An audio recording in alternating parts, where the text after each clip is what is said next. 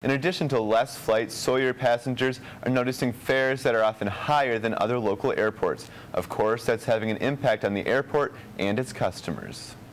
Hello. The cost of airfare has jumped for Scott Craw's annual family trip from Sawyer to Orlando, Florida. It's probably gone up $150 over the last couple of years. That jump is also hitting Judy Kloss in her wallet. The self-employed consultant flies from Sawyer 24 times a year. I went from ticket prices to fly to New York, ranging about $400 or $500. I know the past few months I've paid $600, $700. That's tough. That's just taking it out of what little bit of profit I do have.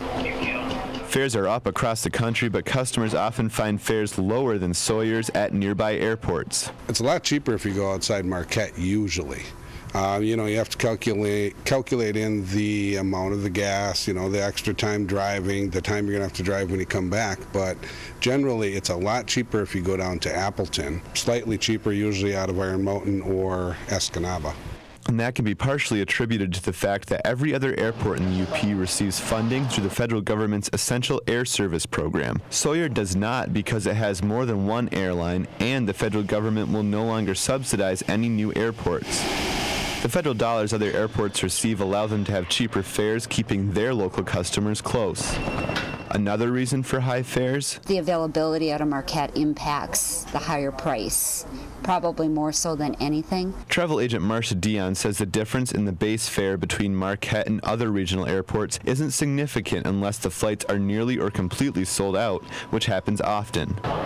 Delta Airlines says fuel prices are the wild card in fares, often controlling prices more than demand and profitability. They add that, quote, small markets are particularly vulnerable because of the aircraft types operating in their market.